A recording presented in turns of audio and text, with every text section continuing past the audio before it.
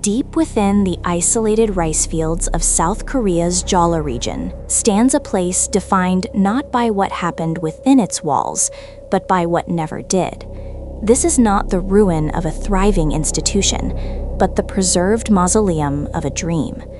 Constructed meticulously in the late 1990s, fully furnished, ready for the dawn of academic life, this school was destined to educate hundreds. Yet the first bell never rang. It sits, an architectural paradox, perfectly ready, yet eternally closed. The air around it feels heavy, thick with the stagnation of unused potential. We begin our journey here, under a perpetually gray sky, where the silence screams louder than any student ever could. This is the school that fate forgot, a modern ghost frozen in the moment before creation, now succumbing slowly to the relentless appetite of nature and time. There is a palpable dread emanating from its core, suggesting the cancellation was less about budget and more about dread. The local history is fragmented, shrouded in whispers of bad geomancy and economic blight that struck the region suddenly. Historians suggest it was logistical. A sudden demographic shift meant the expected influx of students vanished overnight. But those who live nearby speak of something deeper, a pervasive misfortune that settled upon the construction site itself. Documents found later indicate all supplies were delivered, all staff were theoretically hired, and the doors were set to open on a precise date in early spring. Then, nothing. The construction crews left their tools, the suppliers left their boxes, and the school administrators simply locked the doors and disappeared, leaving the structure intact, perfectly prepared for a population that simply ceased to exist. It's the abruptness of the abandonment that chills you to the bone.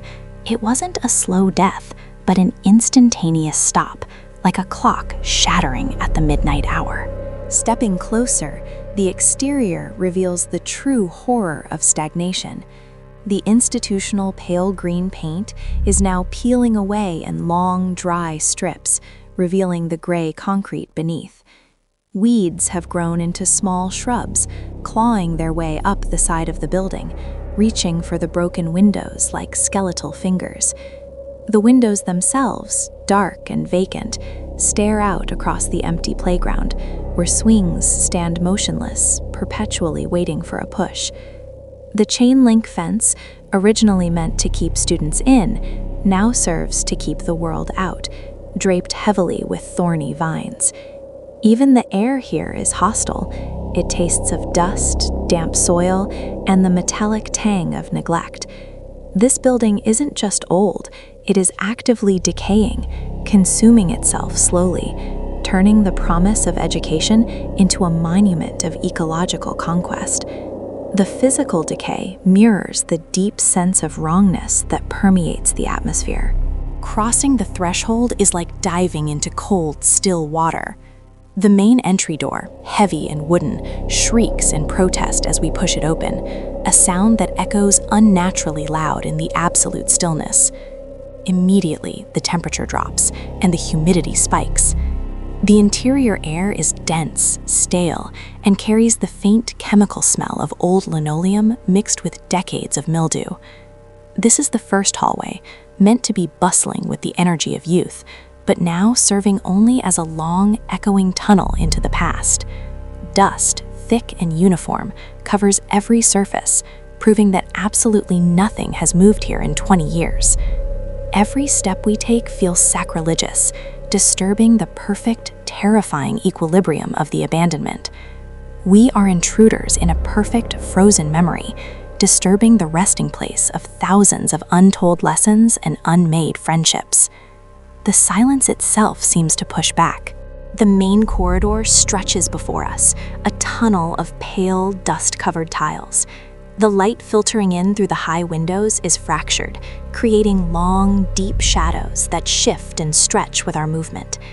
There are rows of student lockers, still shining faintly, perhaps holding coats that were purchased for the first day, now just relics encased in fine silt. Notice the immaculate condition of the walls. No graffiti, no wear and tear. Just the chilling realization that human contact never occurred here. The only sound is the soft crunch of dust beneath our boots, a constant reminder that we are defiling a scene of unnatural preservation. Imagine the planned life that should have filled this space, the frantic dash between classes, the shouts in the afternoon, the constant background hum of hundreds of restless minds. All that potential energy has been contained here, compressed into a singular, oppressive quietude. It is a vacuum of expectation. We enter the first classroom. It is a time capsule of academic readiness. Individual desks are perfectly aligned, stacked with new, glossy textbooks and clean notebooks, ready for the student's first lesson. These desks still smell faintly of new wood and cheap glue, a heartbreaking scent of preparation.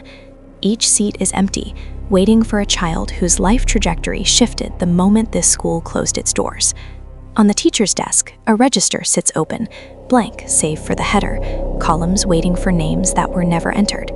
It's hard not to personify the room, feeling as if the silence is the teacher and the dust is the syllabus. This room is perhaps the most unsettling. A ruin suggests usage and history, but this room suggests a complete failure of the future, a future that was planned with such meticulous care only to be aborted at the last possible second. The sheer expense and effort wasted here become a form of quiet madness. And then the chalkboard. This is where the story gets truly disturbing. Unlike the rest of the room, which appears frozen, the chalkboard holds a partial, faded message.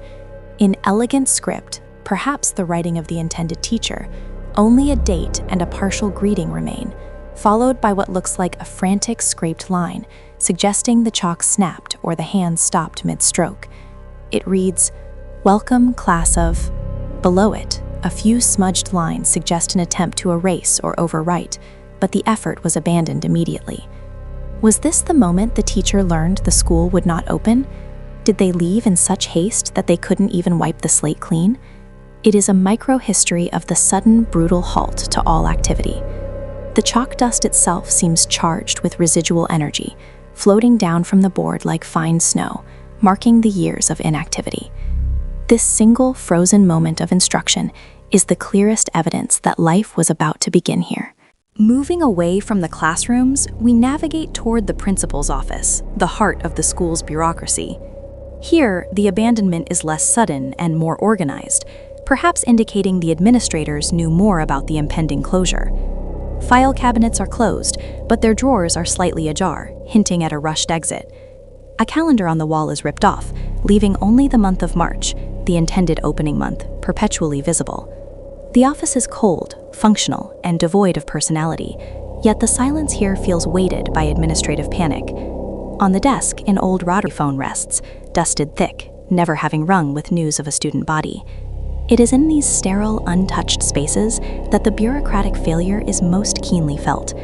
The school was prepared to handle every procedural requirement, but it couldn't handle the mystery that sealed its fate. The sheer waste of paper, ink, and time serves as a grim indictment of ambition interrupted. We descend now into the basement, where the light struggles to penetrate even through the thick layer of accumulated dust. This space feels fundamentally different. It is colder, damper, and seems to hold a greater concentration of dread.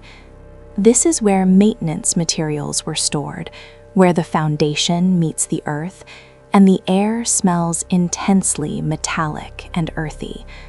Old pipes run along the ceiling, dripping occasionally, the only sound that breaks the absolute quiet, a sound that emphasizes the moisture and decay hidden beneath the polished facade. Piles of forgotten, oversized boxes line the walls, full of items too heavy or too useless to bother moving during the swift abandonment. Was there an accident down here during construction that local lore holds responsible for the school's curse? The darkness here feels sentient, actively trying to push us back up into the relative safety of the sunlight. It is the hidden underbelly of the dream, where shadows reign supreme. The local legends surrounding the Jella classroom are predictably dark. Some villagers believe the school was built directly over a sacred or cursed site, disturbing the earth spirits. Others speak of a solitary elderly guardian who opposed the construction, fearing the loss of the natural landscape, and perhaps cursed the ground before vanishing. The most unsettling rumor involves a young girl's ghost, said to have died tragically nearby just as construction was completing. They say her restless spirit refused to allow the doors to open, fearing the noise and chaos would disturb her final rest. These stories, whether true or fabricated by isolation, serve to explain the inexplicable, the complete, utter failure of a ready institution. The fact that the school remains untouched for decades only feeds these myths, solidifying its reputation as a place defined by supernatural interference. These whispers are the only students this classroom ever attracted. As we conclude our exploration, the magnitude of this abandonment settles in. It is not just the ruin of a building, it is the ruin of expectation. The pervasive silence acts as a heavy blanket, muffling reality and amplifying the feeling of oppression. Every corner we turn, every pristine classroom we observe, reinforces the sense that time here has ceased to flow. The dust is the keeper of the record, the sole witness to this academic tragedy. The Jola classroom stands as a profound monument to the fragility of human planning, a reminder that the future is never guaranteed, no matter how much chalk or how many brand new textbooks you purchase. Leaving this structure, we carry the cold, heavy realization that sometimes the most terrifying ghost is not a lingering spirit, but the oppressive presence of pure, unfulfilled potential. The school that never opened will continue its vigil, isolated and ignored, waiting for a day that will never come. Its silence will deepen, and the legends surrounding it will only grow darker. Thank you for joining us on this chilling journey into South Korea's forgotten history. If the mysteries of the abandoned and the unspoken histories appeal to your darker sensibilities, don't forget to like and subscribe for more updates. Let us know in the comments below.